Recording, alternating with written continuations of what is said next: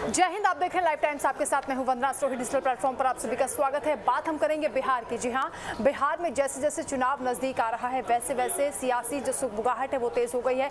NDA की ओर से अपनी तैयारी की जा रही है तो इधर किलेबंदी आरजेडी और कांग्रेस में भी शुरू हो गई है। आज महत्वपूर्ण बैठक हुई मल्लिकार्जुन खड़गे के आवास पर, जहां राहुल गांधी मौजूद थे और इसके साथ ही तेजस्वी यादव उनसे मुलाकात करने के लिए पहुंचे थे। बेहद महत्वपूर्ण ये बैठक हुई।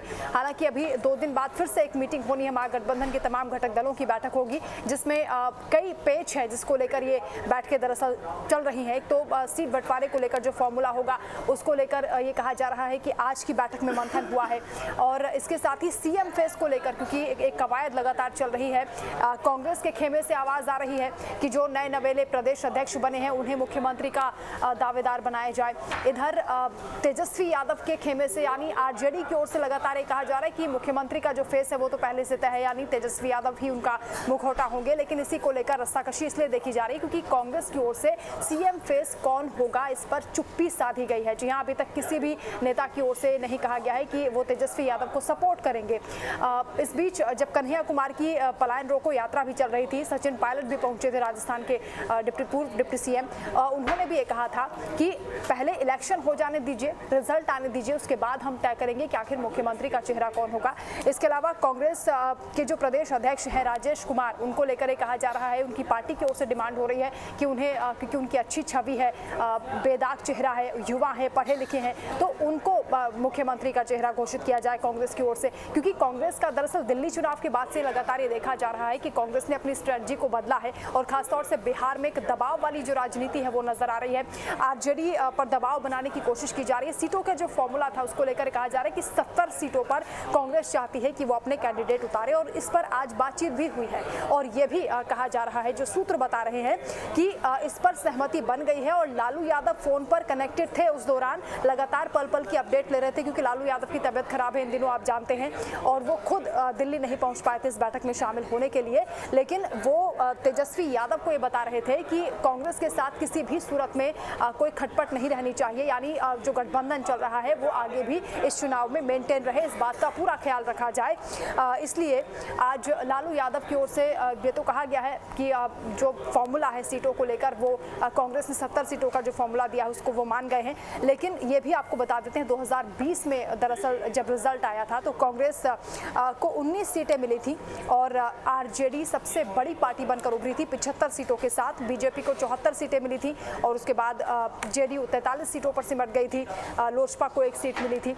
इसमें ये पेच है कि 70 सीटों पर चुनाव लड़ने की बात कांग्रेस कर तो रही है, लेकिन पिछली बार यानी 2020 में केवल 19 सीटें कांग्रेस ने जीती थी। और दिल्ली चुनाव के बाद जब लगातार ये कहा जा रहा है कि वहां पर परफॉर्मेंस अच्छी नहीं थी, तो कांग्रेस के अंदर खाने भी ये मांग उठ रही थी। कई वरिष्ठ नेताओं की ओर से कहा गया था कि कांग्रेस को अब एकला चलो की राह अपनानी चाहिए, यानी बिहार में भी कांग्रेस अकेले अपने दम पर चुनाव लड़े, ऐसा कहा जा रहा था। और कन्हैया कुमार की जो पलायन रोको यात्रा थी उसके बाद तेजस्वी यादव काफी असहज भी हो गए थे, ये भी माना जा रहा है। इसके बाद अब क्योंकि कांग्रेस में सुर उठने लगे हैं कि कांग्रेस का ही कोई नेता होना चाहिए बिहार में सीएम कैंडिडेट, ऐसे में ये जो बैठक हुई है बेहद महत्वपूर्ण है। हालांकि कांग्रेस के जो प्रदेश अध्यक्ष हैं उनको लेकर ये मांग उठाई जा रही कि उन्हें मुख्यमंत्री का चेहरा घोषित किया जा सकता है। लेकिन कांग्रेस के जो प्रभारी हैं, जो बिहार के प्रभारी हैं कांग्रेस के, कृष्णा अल्लावरू, वो पहले भी ये कह चुके हैं कि सीएम फेस वो नहीं चाहते कि तेजस्वी यादव को बनाया जाए। और इसके साथ ही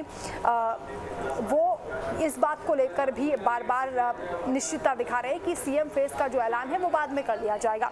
लेकिन अब सबका फोकस इस बात पर रहेगा कि जो अगली मीटिंग होने वाली है, यानी जो महागठबंधन की जो बैठक होगी उसमें क्या कुछ निकल कर सामने आता है, क्योंकि उसमें एक तो सीएम फेस को लेकर जो पेच फंसा है उस पर बातचीत होनी है, सीट बंटवारे का जो असल फॉर्मूला है, बाकी के घटक दलों को कितनी सीटें दी जाएंगी इस पर भी बातचीत होनी है।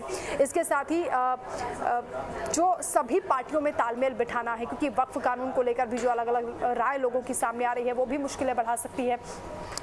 तो इंडिया गठबंधन की ओर से अपनी तैयारी की जा रही है। साथ ही आज हमने देखा कि अब जो तेजस्वी यादव है वो नीतीश कुमार पर सीधा हमलावर थे और नीतीश कुमार को लेकर उन्होंने कहा भी कि वो अब मुख्यमंत्री दोबारा नहीं बन पाएंगे, एनडीए की सरकार नहीं आएगी, परिवर्तन निश्चित है क्योंकि जनता परिवर्तन चाहती है, ऐसा तेजस्वी यादव का कहना है।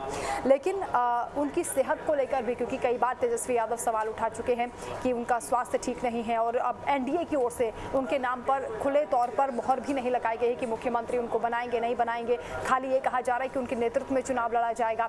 इस पर नीतीश कुमार के बेटे निशांत कुमार का बयान सामने आया। हालांकि वो मीडिया से बहुत ज़्यादा मुखातिब होते नहीं हैं, हाल फिलहाल में 1-2 बयान उनकी ओर से दिए गए थे, लेकिन आज फिर से वो मीडिया के सामने आए। उन्होंने अपने पिता का बचाव किया और तेजस्वी यादव को उन्होंने जवाब भी दिया। उनका ये कहना है कि पूरी तरह से फिट हैं उनके पिता, और क्योंकि अमित शाह जब बिहार पहुंचे थे तो उन्होंने ये भरोसा दिया है कि नीतीश कुमार को ही मुख्यमंत्री बनाया जाएगा।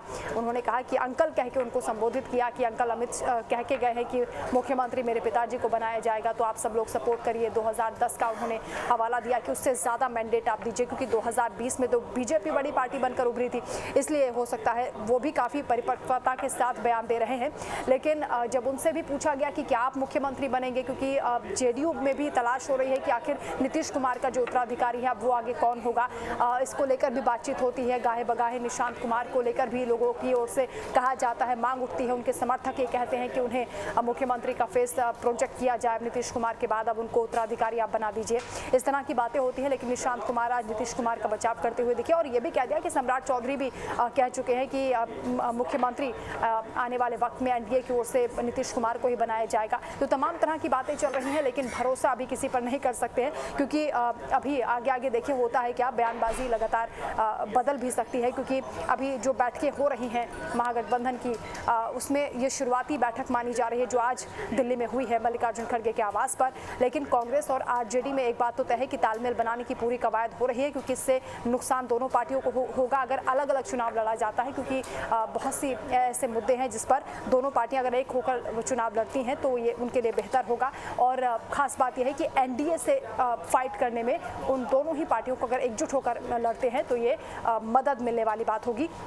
लेकिन ये देखना होगा कि क्या फॉर्मूला सेट किया जाता है, और एनडीए में क्योंकि खींचतान की बात कई बार सामने आती है, उसमें भी जो बैठकों का सिलसिला है वो कब से शुरू होगा। क्योंकि बिहार में चुनाव को लेकर पोस्टर वॉर तो खूब देखा जा रहा है। तेजस्वी यादव एक युवा चेहरे के तौर पर प्रोजेक्ट किए जा रहे हैं, पोर्ट्रे किए जा रहे हैं आरजेडी की ओर से और उनके समर्थकों की ओर से, और लालू यादव को भी पोस्टरों से इसलिए गायब कर दिया है क्योंकि उनकी एक अच्छी छवि बनाने की कोशिश भी की जा रही है। तो देखना होगा कि आगे आगे एनडीए और इंडिया गठबंधन में जो चुनौतियाँ हैं, जो चैलेंजेस उनके सामने हैं, उन्हें फेस करने के लिए किस तरह से कवायद की जाती है, क्या फॉर्मूला सेट होता है और कैसे समीकरणों को साधने की कवायद होती है। आगे भी चर्चा करेंगे। फिलहाल के लिए इतना ही।